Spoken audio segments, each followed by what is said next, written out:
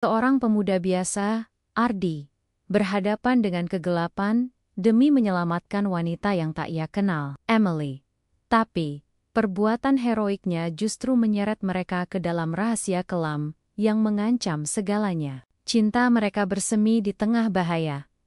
Namun mampukah cinta itu bertahan saat masa lalu Emily kembali menuntut nyawa? Dan Ardi harus mempertaruhkan lebih dari yang ia miliki? Malam di Berlin itu menusuk sampai ke tulang. Angin musim dingin berembus tanpa ampun, membawa serta aroma roti panggang dari kedai yang baru tutup dan sedikit bau knalpot bus kota. Di antara gemerlap lampu-lampu jalanan dan siluet gedung-gedung tua yang gagah, Ardi hanyalah satu dari sekian banyak bayangan yang bergerak. Bajunya yang tebal tidak banyak membantu menahan hawa dingin yang merayap di kulit. Ia sedang menuntaskan shift malamnya sebagai penjaga parkir paruh waktu. Sesekali melirik jam di pergelangan tangannya. Sudah hampir tengah malam, dan Berlin seolah tak pernah tidur. Ardi, pemuda asal Indonesia, sudah hampir 5 tahun merantau di sini. Hidupnya sederhana, jauh dari gemerlap impian sebagian besar perantau. Siang hari, ia kadang jadi kurir paruh waktu, mengantar paket dari satu ujung kota ke ujung lain. Malamnya, ia menjaga parkiran sebuah restoran kecil yang tak terlalu ramai. Bukan pekerjaan impian, tentu saja, tapi cukup untuk makan, menyewa kamar kecil, dan sesekali mengirim uang ke kampung halaman. Ia selalu punya filosofi sederhana, yang penting halal dan tidak merepotkan orang lain.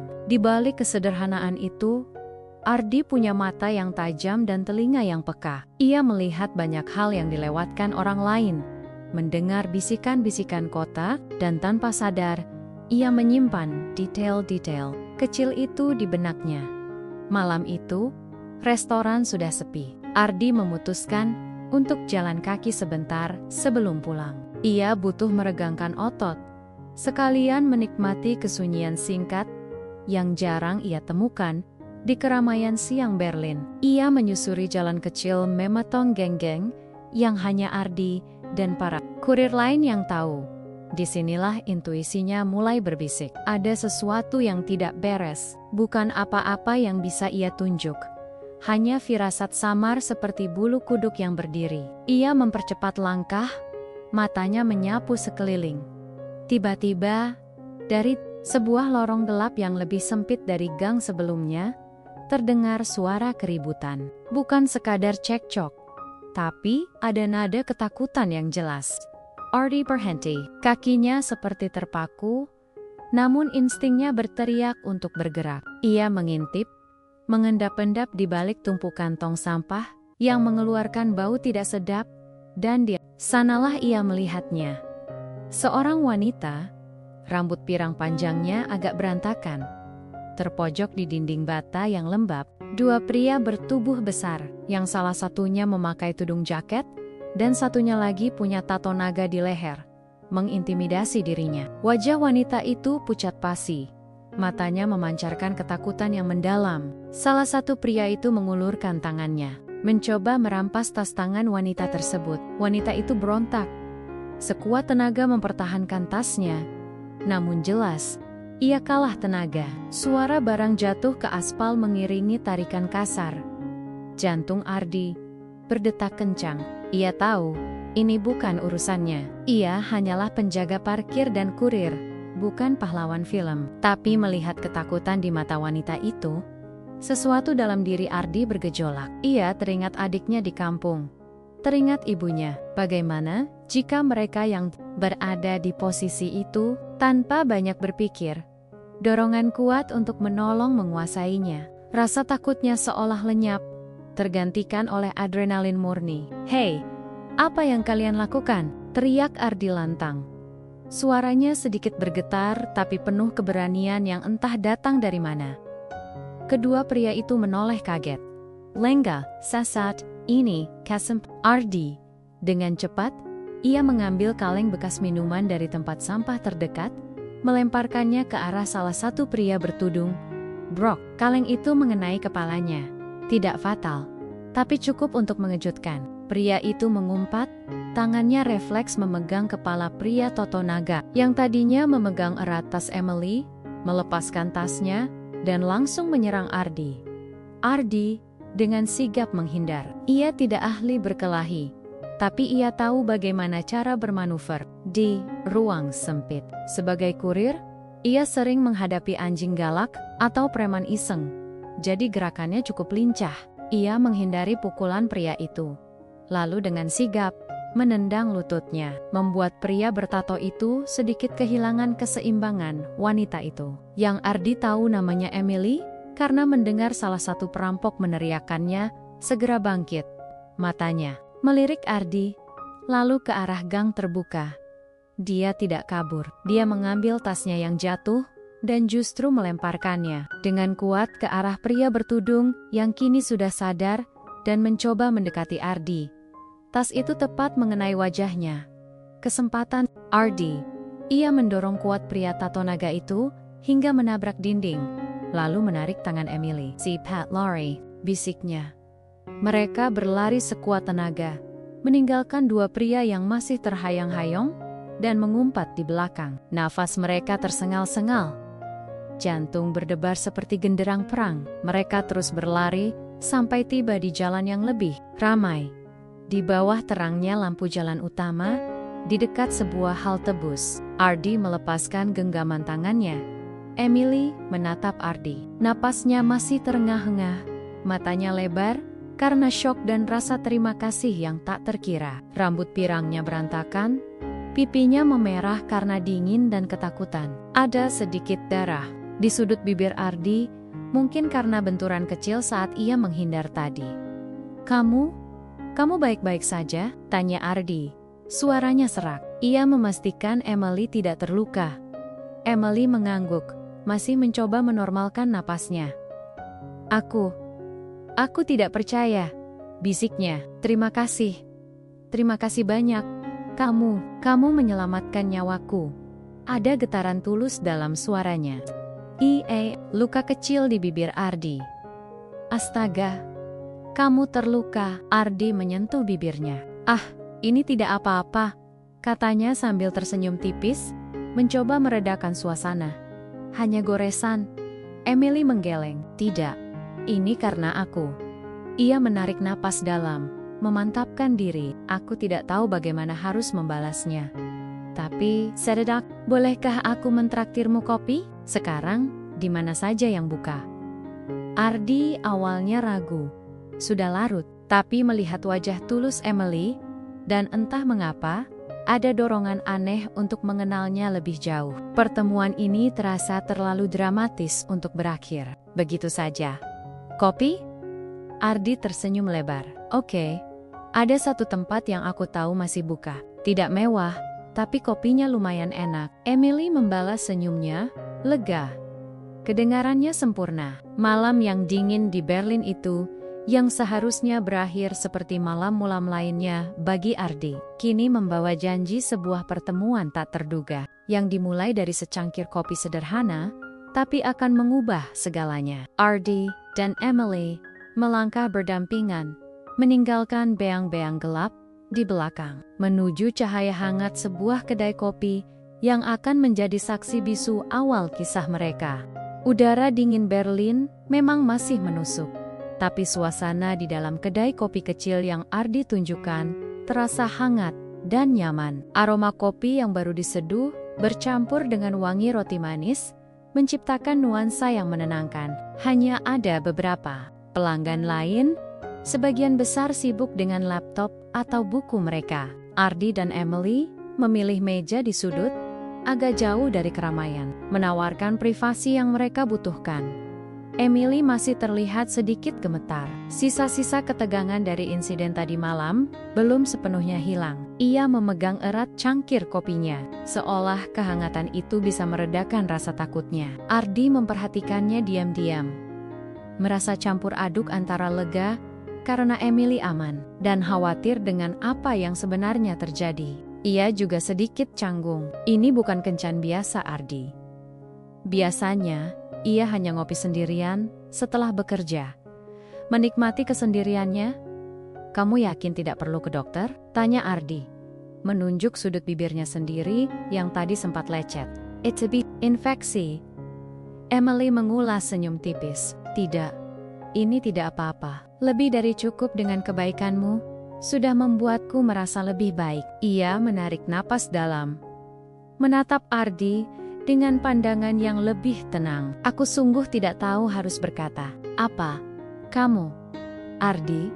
Kamu berani sekali. Aku tidak menyangka ada orang yang akan menolongku seperti itu. Ardi menggaruk belakang kepalanya. Sedikit malu. Ah, itu hanya refleks saja. Aku tidak bisa diam saja melihat orang kesusahan. Ia menyesap kopinya yang pahit. Mencoba menghilangkan rasa canggung. Ngomong-ngomong, namaku Ardi. Ardi Wibowo. Aku dari Indonesia. Emily Steiner.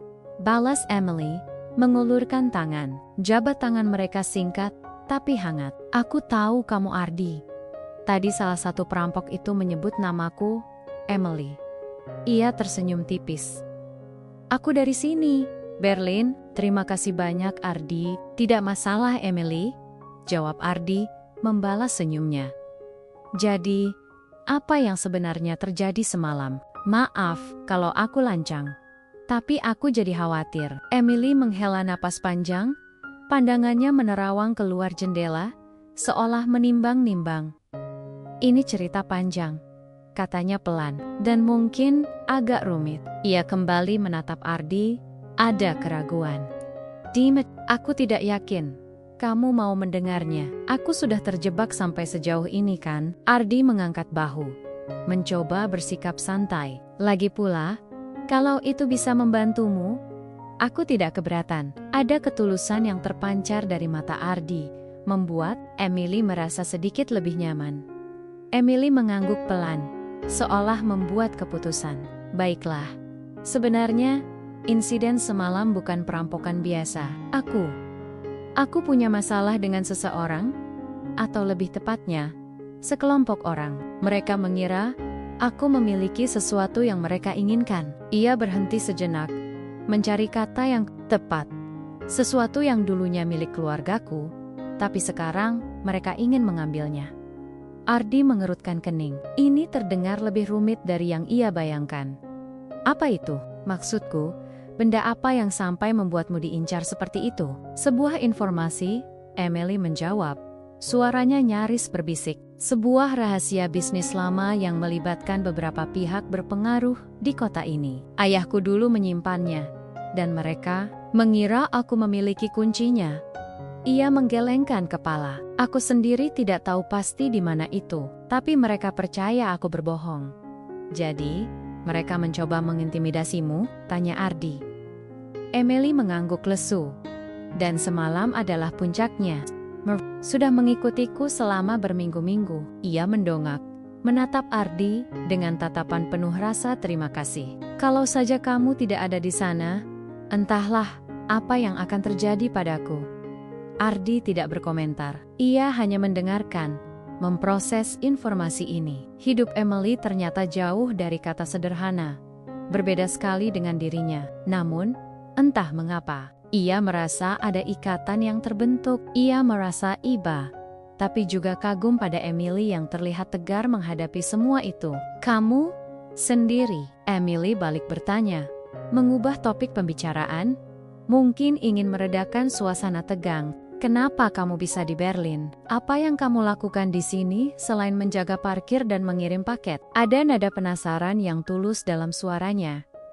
Ardi tersenyum. Kali ini lebih lepas. Aku kesini untuk mencari pengalaman. Aku ingin melihat dunia, belajar hal-hal baru.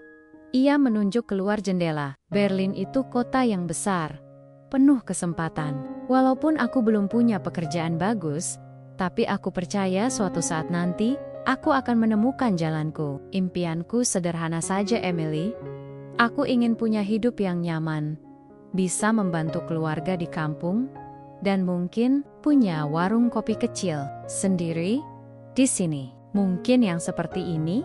Ia melirik sekeliling kedai. Emily tersenyum hangat. Itu impian yang indah, Ardi. Aku yakin kamu bisa mencapainya. Kamu punya keberanian dan ketulusan. Itu lebih penting dari segalanya. Ia menatap Ardi dengan mata berbinar. Jarang sekali aku bertemu orang sepertimu di kota besar ini. Kebanyakan orang hanya peduli dengan diri mereka sendiri. Obrolan mereka mengalir begitu saja setelah itu. Mereka berbicara tentang hal-hal ringan, tentang perbedaan budaya Indonesia dan Jerman, tentang tempo-tempo menarik di Berlin, tentang musik yang mereka suka. Ardi menemukan bahwa di balik kecantikan Emily dan masalah rumitnya, ia adalah wanita yang cerdas, punya selera humor yang bagus, dan pandai bercerita. Sementara Emily, ia terpesona dengan kesederhanaan Ardi, kejujurannya, dan hati tulus yang terpancar jelas. Ardi tak pernah mencoba mengesankan dirinya. Ia hanya menjadi dirinya sendiri, dan itu justru membuat Emily merasa sangat nyaman. Waktu berlalu begitu cepat. Tanpa sadar, sudah hampir pukul 2 pagi. Kedai kopi mulai bersiap untuk tutup. Sudah selarut ini, kata Emily, sedikit terkejut. Aku tidak menyangka waktu berjalan secepat ini. Ardi mengangguk. Itu artinya obrolan kita seru kan? Ia tersenyum jahil. Emily tertawa kecil. Betul sekali. Ia memandang Ardi, ada keraguan sesaat. Lalu ia mengambil ponselnya. Aku tidak ingin ini jadi pertemuan terakhir kita, Ardi. Boleh aku punya nomormu? Jantung Ardi berdesir pelan. Ia tidak menyangka Emily akan bertanya seperti itu. Tentu saja, jawabnya. Sedikit gugup tapi senang. Mereka bertukar nomor. Terima kasih lagi untuk semuanya, Ardi, kata Emily saat mereka berdiri, bersiap keluar. Kamu sungguh pahlawanku semalam. Bukan apa-apa, Emily, Ardi membalas. Senang bisa membantumu. Saat mereka melangkah keluar dari kedai kopi, angin malam Berlin kembali menyambut mereka. Dinginnya tetap sama, tapi Ardi merasa ada kehangatan yang menjalar di hatinya. Ada senyum tipis terukir di wajahnya saat ia berjalan pulang, memikirkan Emily dan percikan harapan yang baru saja menyala di tengah dinginnya kota Berlin. Sepertinya, hidupnya yang sederhana tidak akan sesederhana dulu lagi. Setelah pertemuan di kedai kopi itu, komunikasi antara Ardi dan Emily mengalir begitu saja. Pesan teks berubah jadi panggilan telepon, dan panggilan telepon berubah jadi janji temu. Berlin yang dulunya hanya tempat kerja dan pulang bagi Ardi, kini terasa berbeda. Ada seseorang yang ia ajak berbagi cerita, berbagi tawa, bahkan berbagi sunyi. Mereka mulai menghabiskan lebih banyak waktu bersama. Ardi memperkenalkan Emily pada sudut-sudut Berlin yang hanya ia kenal sebagai kurir, taman-taman kecil yang tersembunyi, grafiti keren di dinding-dinding gang, atau kedai kebab paling enak dengan harga mahasiswa. Emily, di sisi lain, membawa Ardi ke dunia yang sedikit berbeda dari yang biasa ia jelajahi. Mereka mengunjungi museum seni modern, menikmati brunch di kafe-kafe chic, atau sekadar berjalan-jalan di sepanjang sungai Spree, melihat arsitektur klasik Berlin yang megah. Perbedaan latar belakang mereka terasa, tapi itu justru jadi hal yang menarik. Ardi kagum dengan pengetahuan Emily tentang seni dan sejarah, sementara Emily terpesona dengan cara Ardi melihat dunia jujur, praktis, dan penuh rasa ingin tahu. Ardi sering tersenyum geli mendengar Emily kesulitan memahami harga di pasar loak, dan Emily tertawa lepas saat Ardi dengan santainya menawar harga barang bekas yang menurut Emily mustahil. Kenapa kamu selalu tahu jalan pintas yang aneh-aneh ini? Tanya Emily suatu sore, saat Ardi membawanya melewati sebuah underpass yang dipenuhi mural. Ini seperti labirin. Ardi tertawa. Naluri kurir, Emily. Kalau tidak begini, mana sempat aku mengantar 30 paket dalam sehari. Ia berhenti sejenak, menunjuk sebuah mural yang rumit. Tapi lihat kan, di balik jalanan yang sibuk, Berlin punya rahasia-rahasia keren seperti ini. Emily menatap mural itu, lalu beralih menatap Ardi. Ada tatapan hangat di matanya. Kamu benar, katanya pelan. Aku tidak pernah melihat sisi Berlin yang ini sebelum bertemu denganmu. Di tengah obrolan ringan dan tawa, ikatan mereka makin kuat. mereka mulai saling terbuka tentang hal-hal yang lebih personal. Ardi bercerita tentang keluarganya di Indonesia, tentang mimpinya untuk membangun warung kopi, dan kadang tentang rasa kesepian yang dulu sering ia rasakan di kota besar ini. Emily mendengarkan dengan saksama, matanya memancarkan pengertian yang mendalam.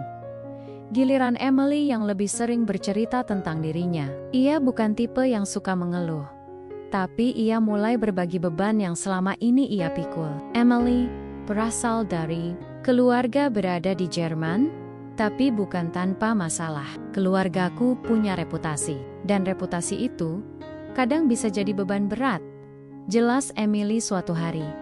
Saat mereka duduk di bangku taman, ayahku adalah seorang pebisnis.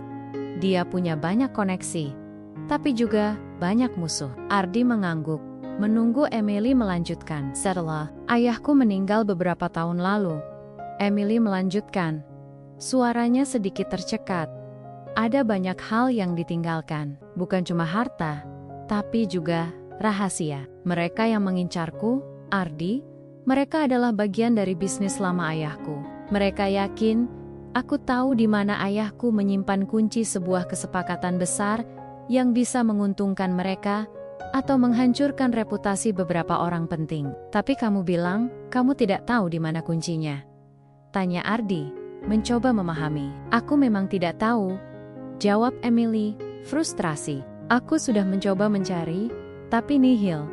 Ayahku sangat rahasia, tapi mereka tidak percaya. Mereka pikir aku menyembunyikannya, atau aku hanya tidak mau menyerahkannya. Ia menghela napas. Hidupku jadi tidak tenang sejak saat itu.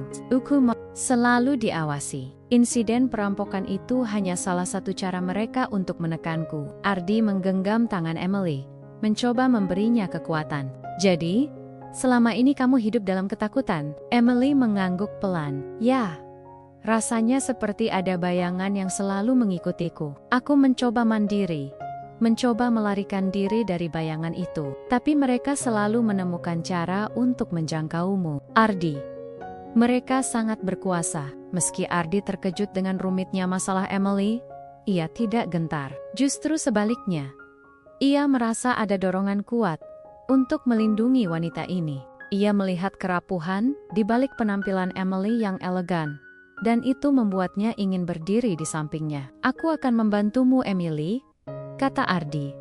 Suaranya mantap. Kita akan hadapi ini bersama. Kamu tidak sendirian. Emily menatap Ardi. Matanya, Burke, kamu tidak perlu melakukannya, Ardi. Ini bahaya. Aku tidak mau kamu terlibat. Aku sudah terlibat, jawab Ardi sambil tersenyum meyakinkan. Dan aku tidak menyesal. Lagi pula, pahlawan itu harus bertanggung jawab, kan? Ia mengedipkan mata, mencoba mencairkan suasana. Emily tertawa kecil, meskipun ada jejak air mata di sudut matanya. Pahlawan, kamu ini ada-ada saja. Tapi ia tidak menolak genggaman tangan Ardi. Hatinya menghangat. Selama ini, ia selalu sendiri dalam menghadapi semua ini. Kehadiran Ardi, yang sederhana tapi penuh keberanian dan ketulusan, terasa seperti cahaya. Di tengah kegelapan, mereka terus bertemu, semakin memperkuat ikatan batin mereka. Ardi kadang melupakan rasa lelah setelah bekerja demi bisa menemui Emily. Emily pun sering membatalkan janji sosialnya demi menghabiskan waktu bersama Ardi. Setiap detik yang mereka lalui bersama adalah penemuan baru, mengukir kisah yang lebih dalam dari sekadar pertemanan. Cinta itu tumbuh secara perlahan, tak terduga, namun terasa begitu nyata dan kuat. Mereka mungkin berasal dari dunia yang berbeda, tapi di Berlin yang dingin ini, mereka menemukan kehangatan dalam diri satu sama lain, siap menghadapi apapun yang datang. Hari-hari berlalu.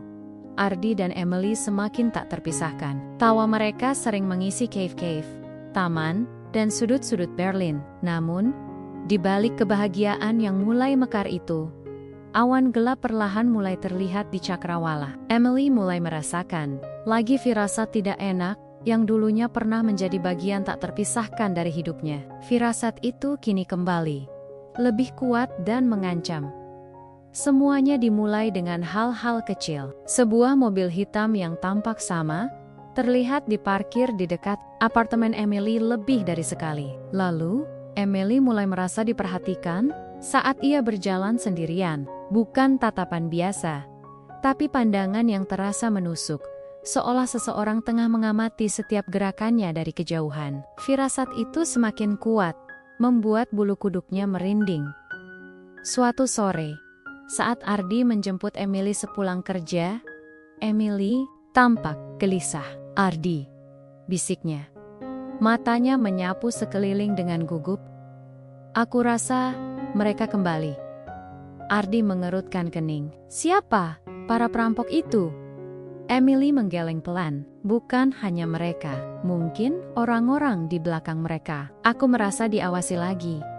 Beberapa hari ini, aku melihat mobil itu lagi. Mobil hitam, dengan kaca gelap, selalu muncul di tempat-tempat yang tak terduga." Ia menarik napas dalam, memeluk lengannya sendiri, seolah mencoba mengusir dingin yang bukan berasal dari suhu udara. "Aku takut, Ardi. Sangat takut." Ardi mencoba menenangkan Emily. Ia mengamati sekeliling, tapi tak menemukan apa-apa yang mencurigakan. Namun, ia tidak meremehkan ketakutan Emily. Ia tahu, Emily tidak akan mengada-ada. "Tenang, Emily. Kita hadapi ini bersama, ingat?" Ardi menggenggam tangan Emily erat. "Apa yang harus kita lakukan?" Dari sinilah, kehidupan sederhana Ardi mulai berubah drastis. Ia bukan lagi hanya seorang penjaga parkir atau kurir yang sibuk dengan paket-paketnya. Kini, setiap langkahnya dipenuhi kewaspadaan. Ia mulai memperhatikan plat nomor mobil yang mencurigakan, mengingat wajah-wajah asing yang sering terlihat di sekitar tempat mereka biasa bertemu. Naluri pengamatnya sebagai kurir yang harus mengingat rute dan wajah pelanggan kini terasa untuk tujuan yang berbeda.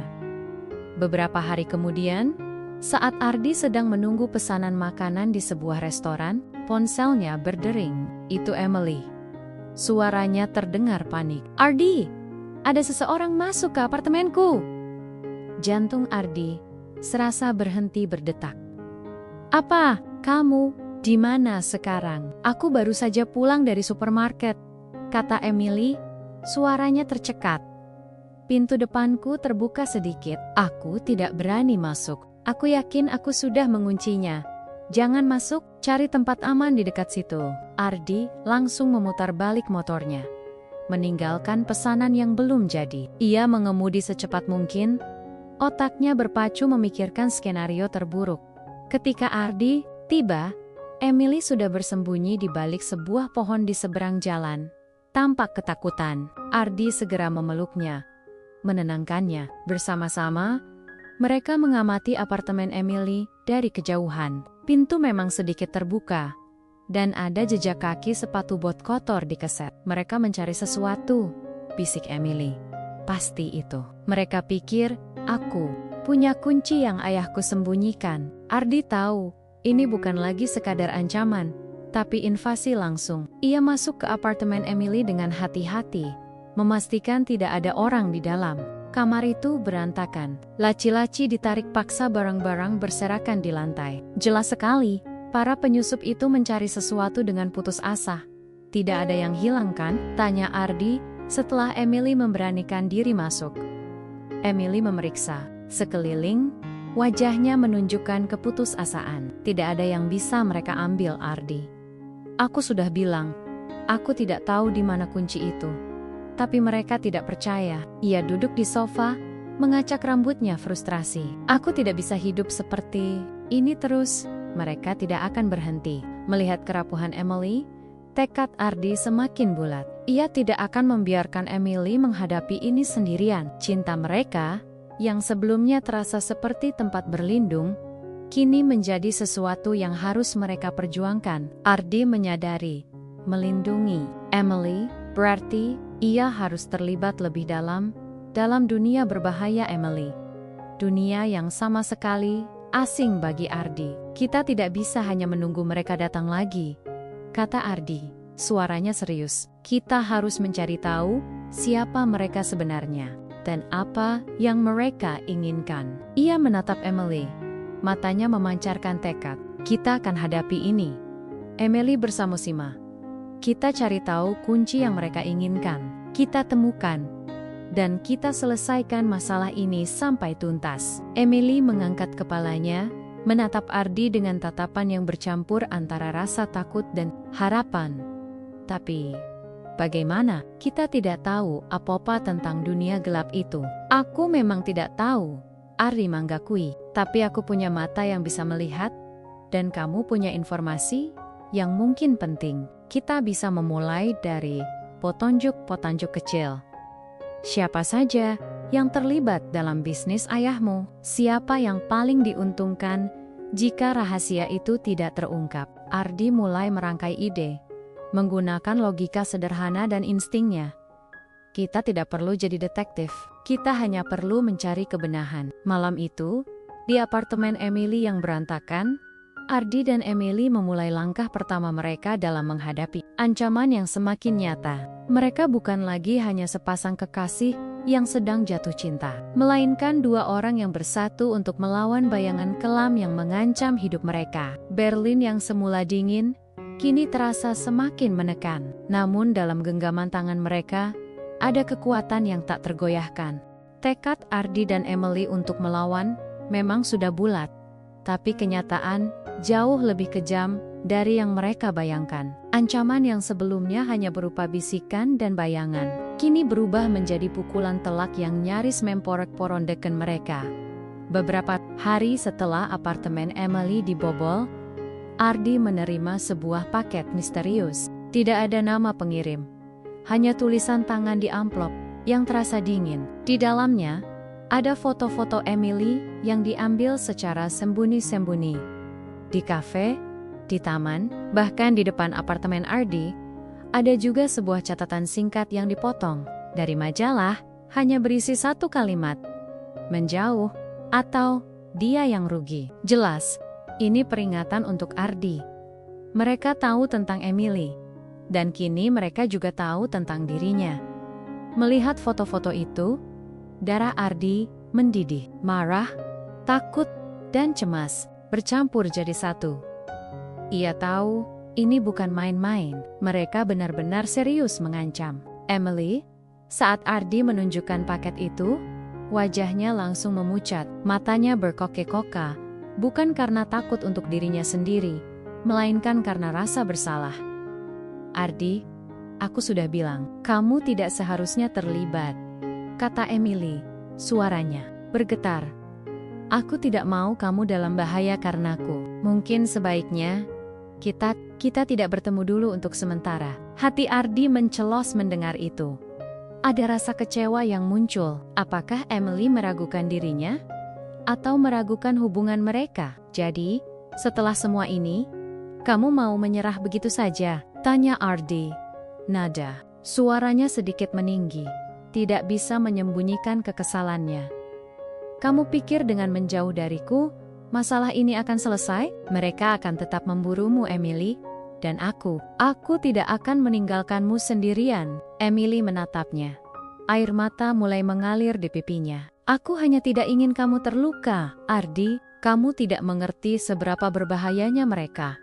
Ini bukan preman jalanan biasa. Mereka punya kekuatan, koneksi.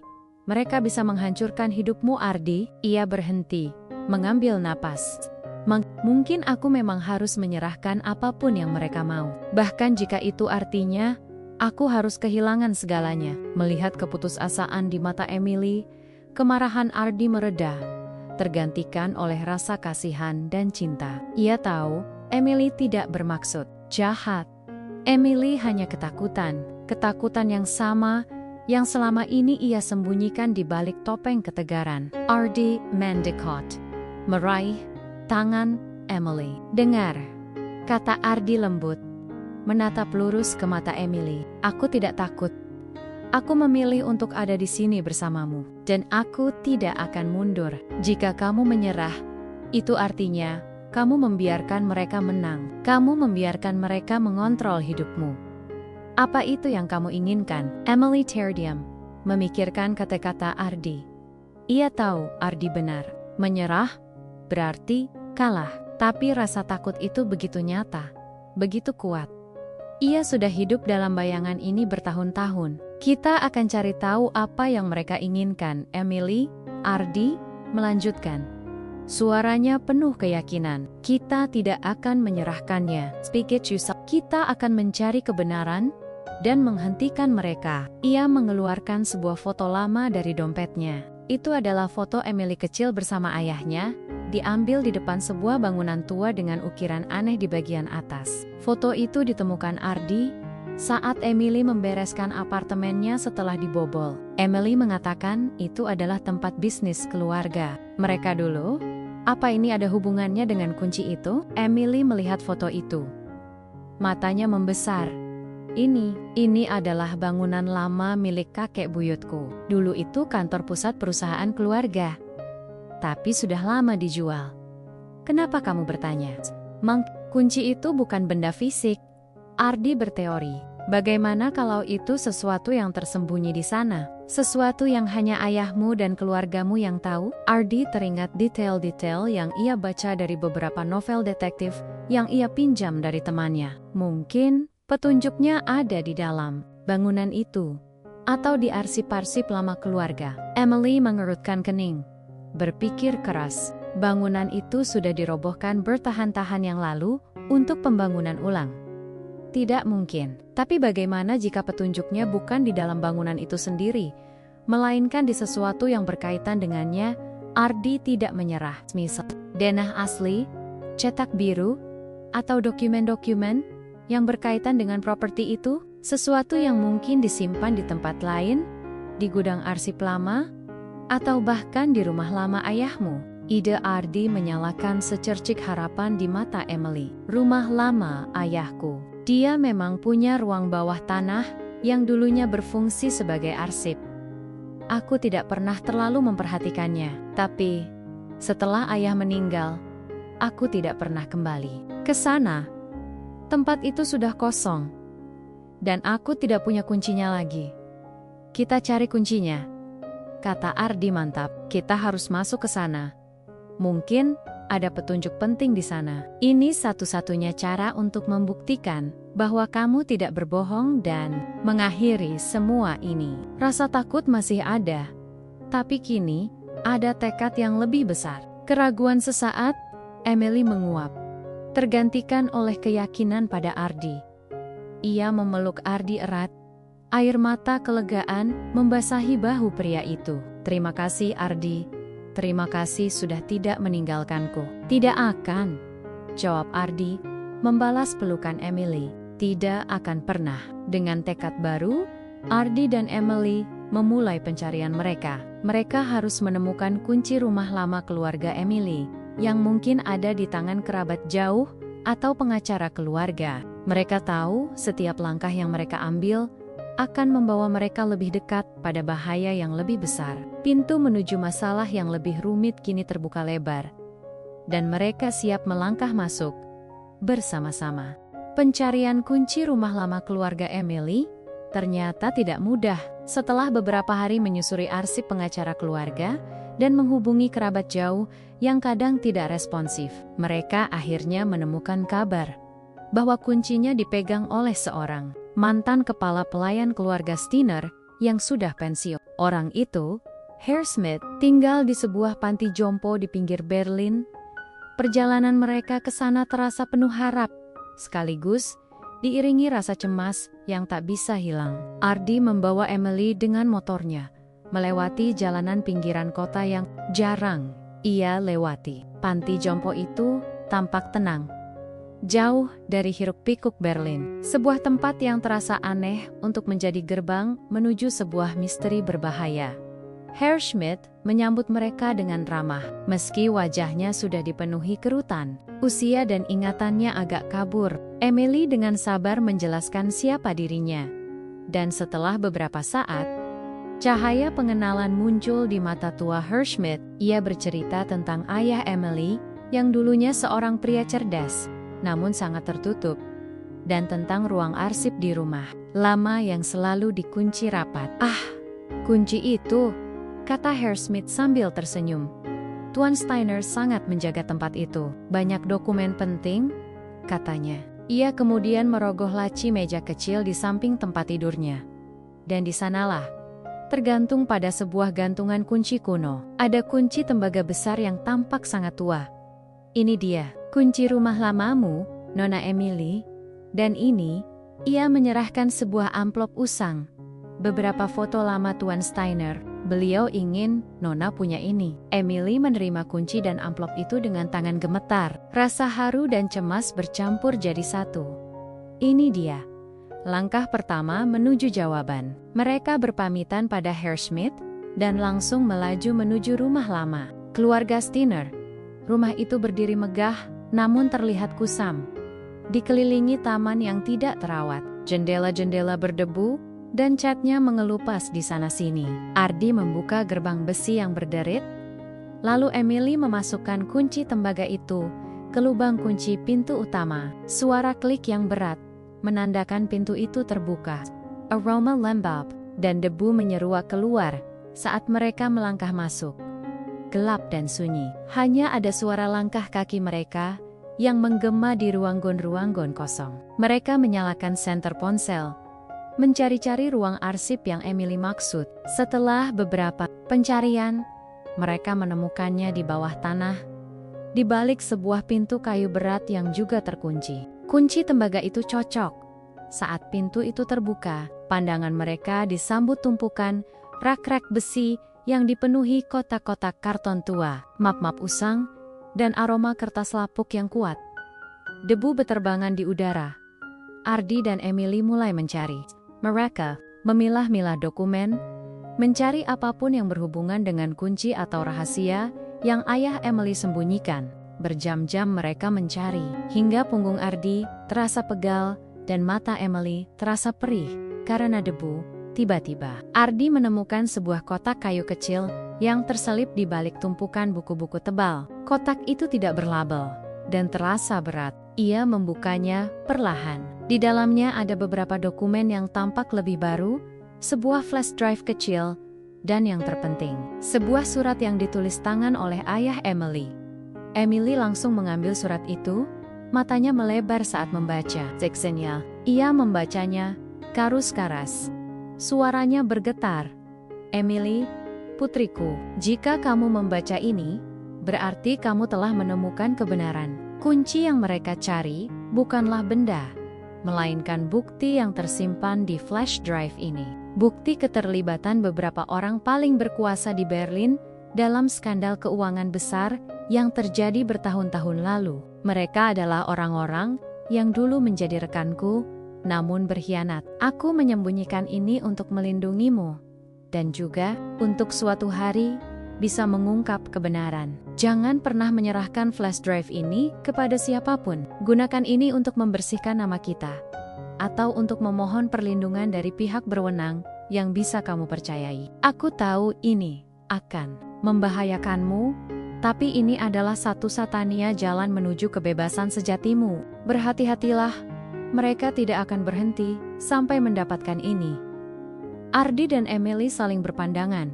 Syok. Ini bukan sekadar rahasia bisnis, melainkan skandal kejahatan skala besar. Nama-nama yang disebut samar dalam surat itu adalah orang-orang yang dikenal Ardi dari berita, orang-orang yang punya jabatan tinggi dan pengaruh besar. Selama ini, Emily hanya tahu ayahnya punya rahasia bisnis, bukan tentang kejahatan.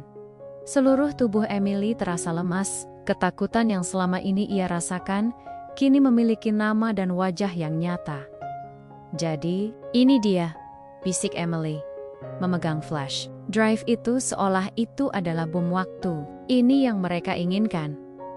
Ardi merasa jantungnya berdebar kencang. Ia baru sadar bahwa mereka telah melangkah jauh ke dalam sarang laba-laba. Masalah ini jauh lebih besar dari yang ia bayangkan. Hidupnya yang sederhana kini sepenuhnya terjalin dengan dunia Emily yang gelap dan berbahaya. Namun, melihat betapa rapuhnya Emily saat itu, Ardi tahu ia tidak bisa mundur. Sekarang kita tahu apa yang harus kita lakukan, kata Ardi, mencoba menguatkan Emily dan dirinya sendiri. Kita harus menggunakan ini untuk menghentikan mereka. Namun, saat Ardi mengucapkan kalimat itu, mereka mendengar suara langkah kaki dari lantai atas, disusul dengan suara pintu depan yang terbuka paksa, dan gumaman suara berat. 2, mungkin 3 orang. Mereka sudah menemukan mereka. Wajah Emily langsung pucat pasi. Ia mencengkeram lengan Ardi. "Mereka datang," bisiknya. Suaranya nyaris tak terdengar. Ardi menarik Emily ke balik rak besi terdekat, mencoba mencari celah untuk melarikan diri. Mereka telah menemukan kunci itu, tapi kini mereka terpojok di jantung bahaya, di rumah yang seharusnya jadi tempat aman bagi rahasia itu. Pertarungan hidup atau mati baru saja dimulai. Suara langkah kaki di lantai atas semakin jelas, berat dan terburu-buru, diikuti oleh bisikan-bisikan kasar. Ardi dan Emily bersembunyi di balik rak besi yang penuh debu. Napas mereka tertahan. Jantung mereka berdebar kencang, memukul-mukul rusuk seolah ingin keluar. Suasana di ruang arsip yang tadinya sunyi, kini diselimuti ketegangan mencekam. Mereka tahu, waktu mereka sangat terbatas. "Kita harus keluar dari sini," bisik Ardi. Matanya mencari celah di antara tumpukan barang. Ia tahu, rumah itu lumayan besar, mungkin ada jalan keluar lain. Emily mengangguk panik, memegang erat flash drive kecil itu di tangannya, seolah itulah nyawa mereka. Di kepalanya, terlintas ingatan samar tentang ruang bawah tanah ini. Ada sebuah pintu kecil di ujung sana, tersembunyi di balik tumpukan kotak tua. Itu dulunya pintu servis, atau semacamnya. "Ada pintu di sana," bisik Emily, menunjuk ke arah sudut yang gelap. Pintu kecil di balik tumpukan kotak itu. Mungkin itu mengarah ke terowongan servis atau ke halaman belakang. Tanpa buang waktu, Ardi dan Emily merangkak, bergerak cepat namun hati-hati di antara rak-rak arsip. Debu beterbangan, membuat mereka sesekali terbatuk pelan. Langkah kaki di lantai atas terdengar semakin dekat. Suara mereka kini sudah sampai di dekat pintu ruang bawah tanah. "Cepat," desak Ardi. Mereka tiba di tumpukan kotak. Ardi segera menyingkirkan kotak-kotak itu dengan sekuat tenaga, memperlihatkan sebuah pintu kayu kecil yang terkunci dari dalam. Pintu itu terlihat tua dan rapuh. Ardi menginjakkan kakinya ke pintu itu, mengerahkan seluruh tenaganya. Grak! Pintu itu berderit, engselnya patah, dan akhirnya terbuka. Sebuah terowongan gelap dan sempit terlihat di baliknya. Mungkin terowongan, pipa, atau saluran air yang sudah tak terpakai. Saat mereka berdua hampir masuk, pintu ruang arsip di belakang mereka tiba-tiba terbuka dengan suara berderit keras. Cahaya senter menyapu ruangan, dan 2 sosok pria berbadan besar muncul. Salah satunya yang Ardi kenali dari insiden perampokan awal. Mereka terlihat marah dan frustrasi. "Sialan, mereka pasti di sini," teriak salah satu dari mereka. Suaranya menggelegar di ruang bawah tanah. Ardi dan Emily tidak punya waktu untuk berpikir. Mereka melompat masuk ke dalam terowongan sempit itu. "Ikuti aku," teriak Ardi, menyalakan senter ponselnya. Terowongan itu gelap gulita, lembab, dan berbau tanah. Mereka harus merangkak dan sesekali membungkuk, karena terowongan itu tidak cukup tinggi untuk berdiri tegak. Suara-suara di belakang mereka semakin jauh, namun Ardi tahu mereka tidak bisa berlama-lama di sana. Terowongan itu mengarah kemana pun. Emily yang biasanya elegan, kini tak peduli dengan lumpur dan debu yang mengotori pakaiannya. Fokusnya hanya satu, keluar dari sana hidup-hidup bersama Ardi. Setelah beberapa menit merangkak dalam kegelapan, mereka melihat cahaya samar di ujung terowongan. Sebuah ventilasi tua yang mengarah keluar. Mereka mendorong paksa penutupnya yang berkarat, dan berhasil merangkak keluar. Mereka ternyata berada di semak-semak lebat di halaman belakang rumah yang tak terawat itu, tepat di tepi hutan kecil di pinggiran kota. Syukurlah, Emily menghela napas lega, membersihkan lumpur di wajahnya. Namun, kelegaan itu tak bertahan lama. Dari balik semak-semak, sebuah mobil hitam melaju kencang, berhenti mendadak di jalan tak jauh dari mereka. Pintunya terbuka, dan 3 pria tegap bersenjata keluar. Mereka pasti sudah mengepung rumah itu dari segala arah. Sial, umpat Ardi. Mereka tahu kita di sini. Lari, teriak Emily. Mereka mulai berlari kencang menembus pepohonan dan semak-semak. Ardi, dengan instingnya sebagai kurir yang terlatih berlari di berbagai medan, menarik tangan Emily, memimpin jalan. Mereka melaju cepat melewati rimbunnya hutan. Suara ranting patah di bawah kaki mereka. Di belakang, mereka bisa mendengar teriakan para pengejar dan suara langkah kaki yang mendekat. Mereka berlari tanpa henti, memotong hutan kecil itu, hingga akhirnya tiba di sebuah jalan setapak yang mengarah ke area perumahan. Namun, sebuah mobil lain menghadang jalan mereka di depan. Ardi melihat ada pria yang menunggu di sana. Mereka terjebak. Sini, Emily. Ardi menarik Emily ke sebuah bangunan pabrik tua yang terbengkalai di sisi jalan. Mereka menerobos masuk melalui jendela yang pecah, berharap bisa menemukan jalan keluar atau tempat bersembunyi. Pabrik itu gelap, dingin, dan dipenuhi reruntuhan mesin-mesin tua yang berkarat. Suara langkah kaki para pengejar terdengar di luar. Mendekat, Ardi dan Emily bersembunyi di balik tumpukan baja tua. Adrenalin memompa dalam tubuh mereka. Salah satu pengejar masuk lebih dulu. Senter di tangannya menyapu setiap sudut ruangan. Ardi menggenggam tangan Emily erat, isyarat agar tetap diam. Pria itu terus bergerak. Lalu Ardi melihat celah. Ketika pria itu melewati tumpukan baja tempat mereka bersembunyi, Ardi tiba-tiba melompat keluar. Ia tidak punya senjata, hanya tubuhnya. Dengan sigap, ia menerjang pria itu, mendorongnya hingga menabrak mesin tua. Pria itu terhuyung, menjatuhkan senternya. Saat ia mencoba bangkit, Ardi langsung menendang kakinya, menjatuhkannya lagi. Emily, yang terinspirasi oleh keberanian Ardi, dengan cepat mengambil sebuah kunci Inggris yang tergeletak di lantai dan melemparkannya ke arah pria itu. Mengenai kepalanya, pria itu mengerang kesakitan.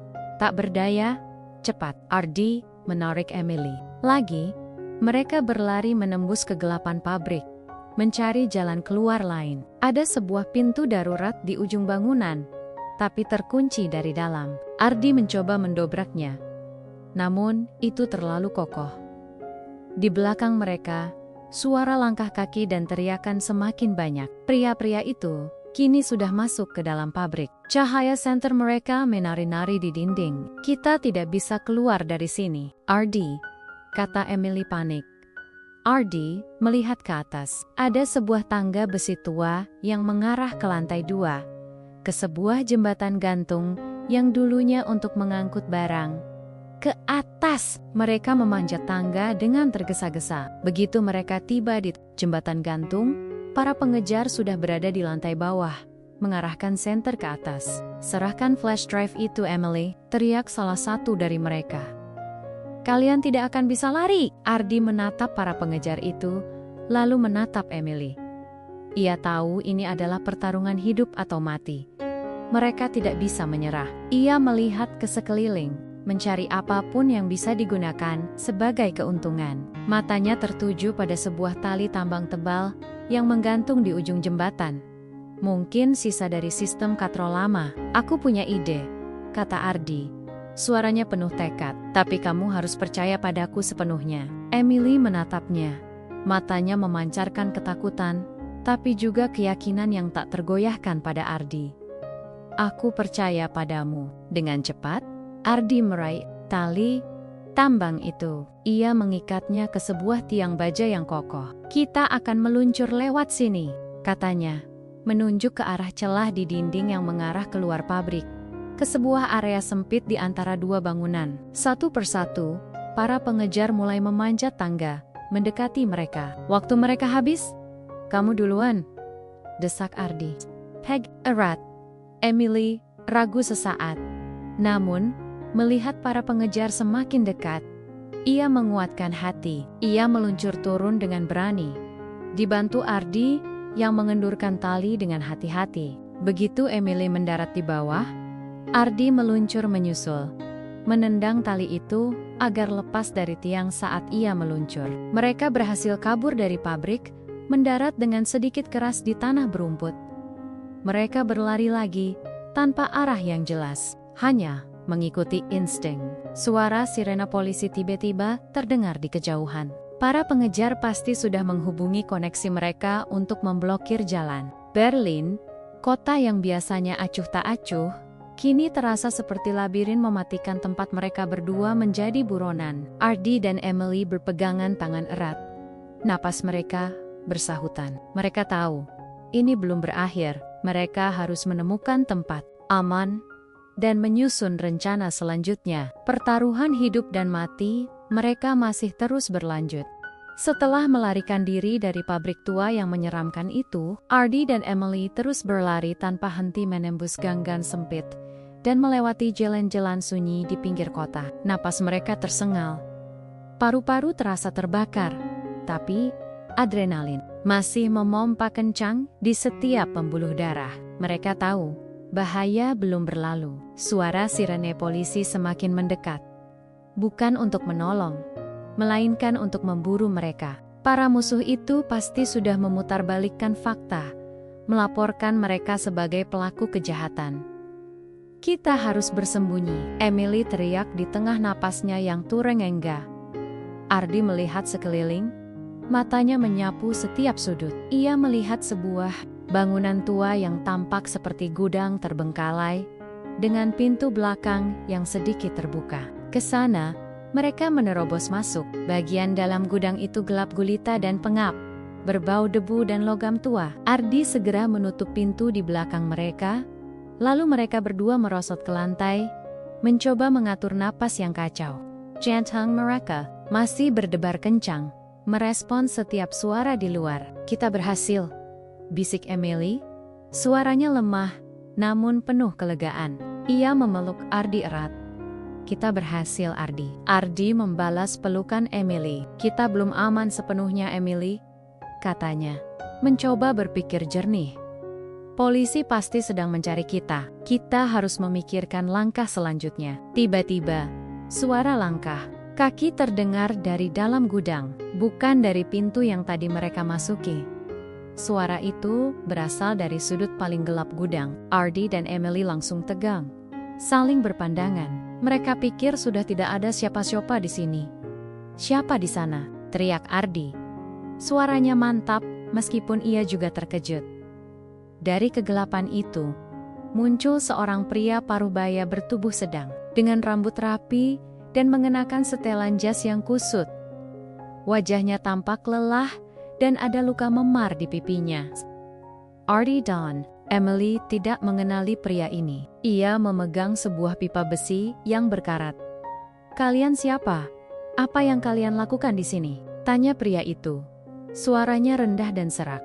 Emily, yang biasanya penakut di hadapan orang asing, maju selangkah. Kami korban. Kami dikejar. Siapa Anda? Pria itu tersenyum pahit. Korban. Ya, sama sepertiku. Namaku Klaus. Aku sudah mengawasi kalian sejak kalian keluar dari pabrik tua itu. Aku juga dikejar oleh orang-orang yang sama dengan kalian. Ia menunjuk memar di pipinya. Mereka tidak suka kalau ada saksi mata. Aku mendengar kalian menyebut tentang flash drive itu. APA sudah menemukannya. Ardi dan Emily terdiam, saling bertukar pandang. Haruskah mereka percaya pria asing ini? Aku tahu siapa mereka, kata Klaus, melihat keraguan di wajah mereka. Mereka adalah sindikat yang dipimpin oleh seseorang bernama Herr Lawrence. Dia adalah pengusaha kaya yang punya tangan di mana-mana. Ayah Emily adalah salah satu yang tahu semua rahasia mereka. Lawrence ingin memastikan rahasia itu mati bersamanya. Mendengar nama Lawrence, Emily tersentak. Itu adalah nama yang disebut samar-samar dalam surat ayahnya. Keyakinan Emily pada Klaus mulai tumbuh. Anda mengenal ayah saya? Klaus mengangguk. Aku adalah mantan akuntan ayahmu. Aku tahu sebagian besar dari apa yang terjadi. Aku juga mencoba mencari bukti itu setelah kematian ayahmu. Aku tahu itu ada. tapi ayahmu terlalu pintar menyembunyikannya. Klaus menatap flash drive di tangan Emily. Jadi, kalian menemukannya? Emily mengangguk pelan, memperlihatkan flash drive itu. Klaus menghela napas lega, tapi juga ada kekhawatiran di matanya. Bagus, itu adalah kunci segalanya. Dengan ini, kita bisa menyeret Lawrence ke hadapan hukum. Ia melihat Ardy dan Emily, lalu pandangannya beralih ke pintu gudang. Tapi sekarang mereka tahu, kalian punya itu. Mereka akan mencari kalian sampai ke lubang cacing. Dan polisi yang sedang berpatroli itu, mereka sudah disuap Lawrence.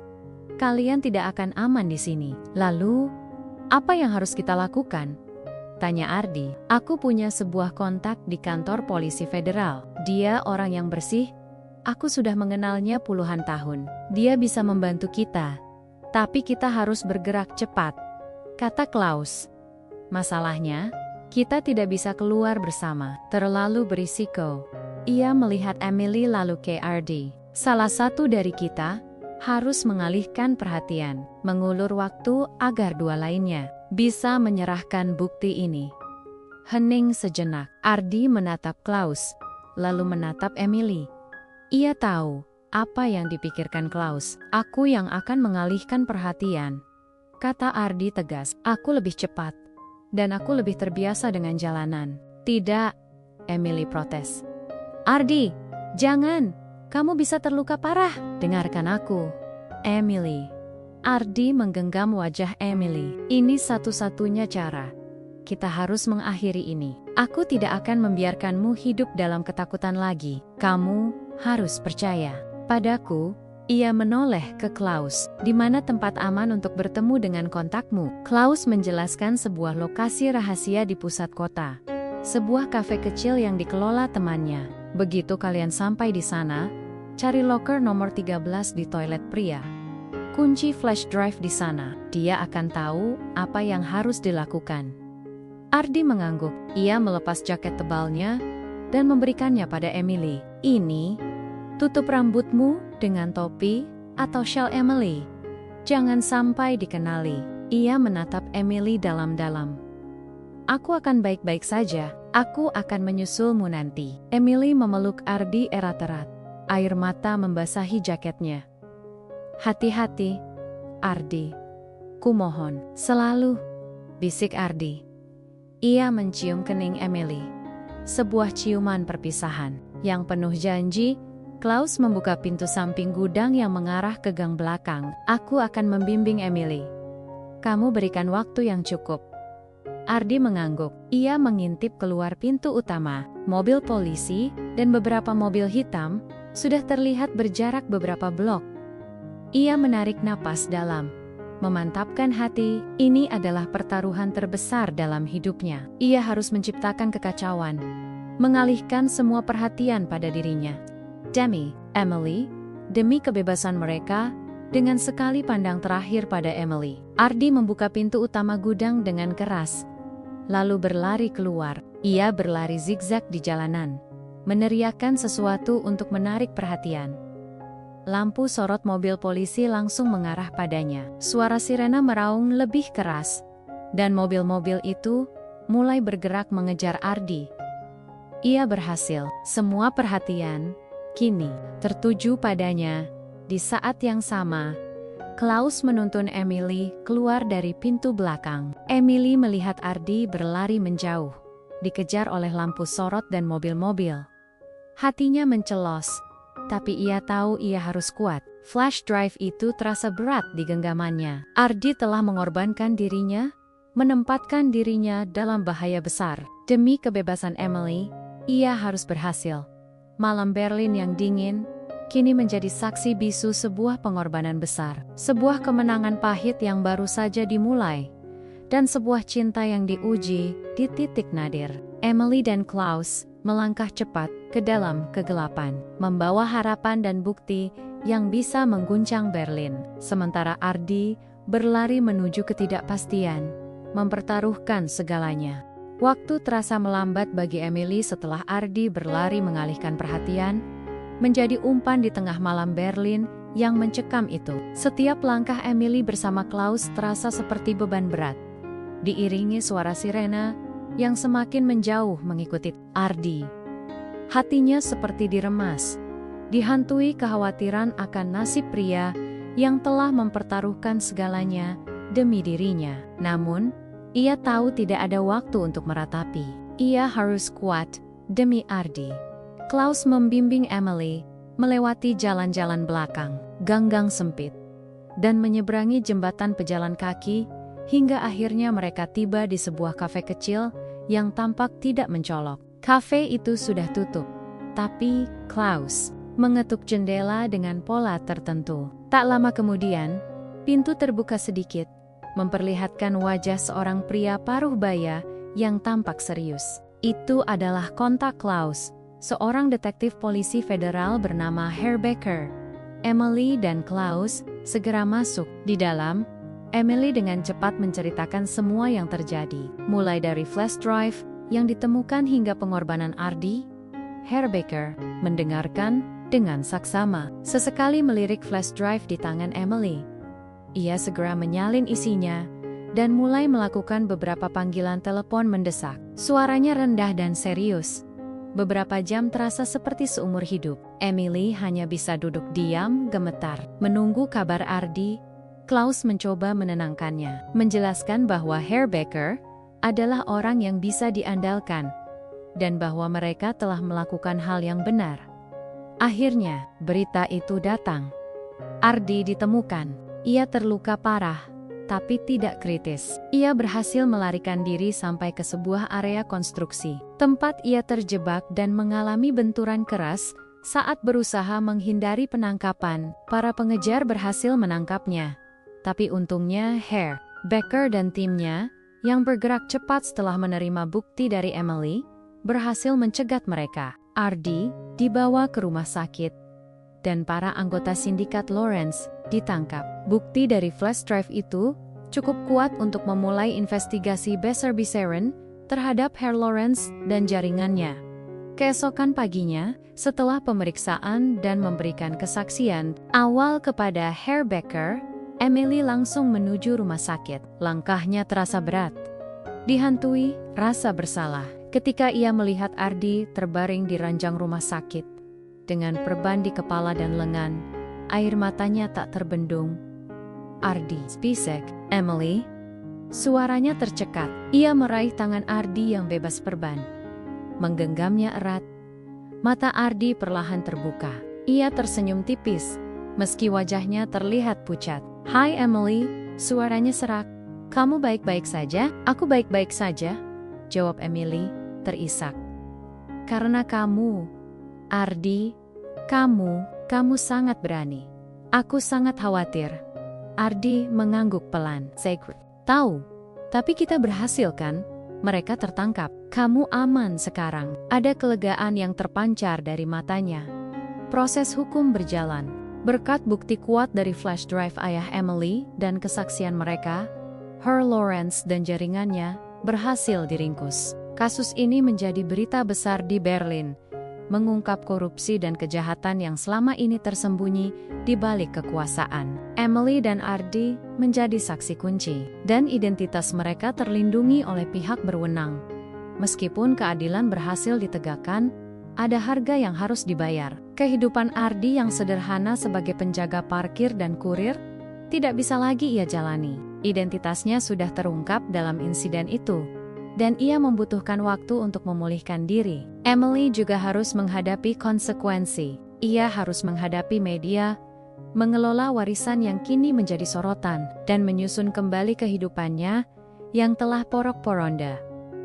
Selama masa pemulihan Ardi, Emily selalu berada di sisinya. Ia membacakan buku, membawakan makanan kesukaan Ardi, dan hanya duduk di sana, menemaninya. Ardi, di sisi lain, menjadi sandaran emosional bagi Emily saat ia menghadapi tekanan publik dan proses hukum. Mereka saling menguatkan, membuktikan bahwa cinta mereka tidak hanya ada di saat-saat bahagia, tapi juga di tengah badai dan kehancuran. "Aku tidak tahu bagaimana memulai lagi, Ardi," kata Emily suatu sore, saat Ardi sudah diizinkan pulang dari rumah sakit, tinggal sementara di apartemen Emily yang kini sudah diperbaiki. Semuanya terasa berbeda. Ardi tersenyum. Kita mulai dari awal, Emily. Pelan-pelan. Kita sudah melewati yang terburuk kan? Sekarang, kita punya kebebasan. Itu yang paling penting. Ia menatap sekeliling apartemen Emily. Mungkin kita bisa mulai dengan mencari pekerjaan baru untukku. Dan kamu bisa fokus pada hal yang kamu inginkan sekarang. Emily mengangguk. Matanya menatap Ardi dengan penuh cinta. Ia sadar, Ardi adalah hadiah tak terduga dari segala kekacauan ini. Di tengah reruntuhan masa lalu Emily dan hidup Ardi yang kini berubah, mereka menemukan fondasi baru. Mereka telah tumbuh menjadi lebih kuat, lebih dewasa, dan lebih menghargai setiap detik kebersamaan. Berlin yang tadinya acuh tak acuh, kini menjadi saksi bisu ikatan mereka yang semakin dalam. Sebuah ikatan yang terbentuk dari keberanian, pengorbanan, dan cinta yang tak tergoyahkan. Setahun telah berlalu, sejak badai besar itu berlalu. Berlin, yang dulu terasa dingin dan penuh ancaman, kini memancarkan aura yang berbeda bagi Ardi dan Emily. Bukan karena kota itu berubah, melainkan karena mereka yang telah berubah. Luka-luka, baik fisik maupun emosional, telah sembuh. Ketakutan yang membayangi Emily selama bertahun-tahun lenyap, digantikan oleh kedamaian yang tak pernah ia sangka bisa ia rasakan. Ardi, si penjaga parkir dan kurir, kini memiliki kehidupan baru. Dengan dukungan Emily dan bantuan dari Hairbaker, Ardi berhasil mendapatkan izin tinggal yang lebih baik dan memulai usaha kecil. Ia membuka sebuah kedai kopi bergaya cozy di sebuah sudut Berlin yang tenang, namanya Senja Jakarta. Sebuah pengingat akan asal-usulnya dan impian sederhananya. Tempat itu tidak besar, tapi selalu ramai. Pelanggannya suka dengan suasana hangat, kopi, racikan Ardi, dan senyum ramahnya. Pengalaman Ardi di jalanan Berlin sebagai kurir memberinya insting tajam untuk memilih lokasi dan memahami selera orang. Ia juga sering menambahkan sentuhan Indonesia pada menunya, seperti kopi dengan rempah atau QQ tradisional yang ia pelajari dari ibunya. Emily, di sisi lain, tidak lagi hidup dalam bayangan masa lalu keluarganya. Setelah membersihkan nama ayahnya dan membantu mengungkap jaringan kejahatan Lawrence, ia memutuskan untuk menggunakan kebebasan barunya untuk mengejar hasratnya. Ia kembali ke bangku kuliah, mengambil jurusan seni dan desain yang selalu menjadi minat tersembunyi Emily. Sesekali, ia membantu Ardi di kedai kopi, mendesain interior, atau sekadar berbincang dengan pelanggan. Emily juga aktif dalam sebuah organisasi non-profit yang membantu korban kejahatan terorganisir, menggunakan pengalamannya untuk menguatkan orang lain. Hubungan mereka pun semakin kuat, matang, dan tak tergoyahkan. Mereka bukan lagi hanya dua orang yang saling jatuh cinta, melainkan dua jiwa yang telah terikat oleh cobaan berat, kepercayaan yang mendalam, dan cinta yang tulus. Mereka belajar untuk menghargai setiap momen kecil.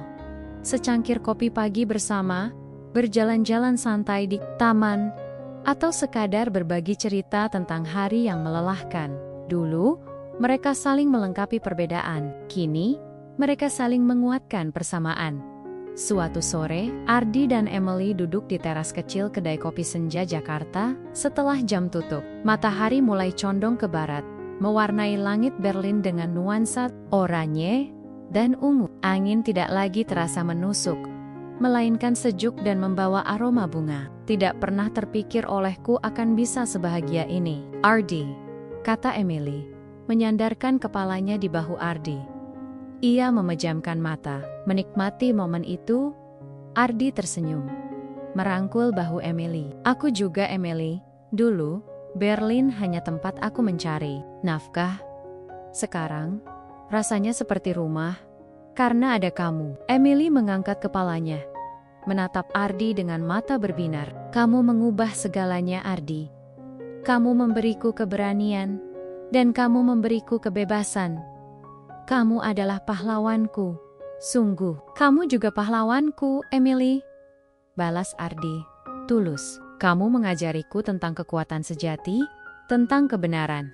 Dan membuatku percaya bahwa mimpi sesederhana apapun bisa jadi nyata. Ia menunjuk ke dalam kedai. Lihat, warung kopi kecilku ini. Impian itu tidak akan terwujud tanpa kamu. Mereka berdua terdiam sejenak, menikmati kebersamaan dan pemandangan Berlin di senja hari. Kota yang pernah menjadi saksi bisu, ketakutan dan perjuangan mereka, kini menjadi latar belakang bagi kisah cinta dan harapan yang baru. Mereka telah membuktikan bahwa di tengah dinginnya dan acuhnya sebuah kota besar, cinta dan keberanian dapat tumbuh, menembus kegelapan, dan membawa mereka pada kebahagiaan yang sejati. Masa depan terbentang di hadapan mereka, cerah dan penuh. Mungkin suatu hari, Ardi dan Emily akan memiliki keluarga kecil mereka sendiri, mengisi kedai kopi itu dengan tawa anak-anak. Mungkin mereka akan memperluas bisnis, atau Emily akan menjadi seniman terkenal. Apapun itu, mereka tahu satu hal, mereka akan menghadapinya bersama, selalu. Dan Berlin, kota yang tadinya dingin dan acuh tak acuh, kini terasa hangat, dipenuhi dengan janji-janji kehidupan baru yang penuh cinta.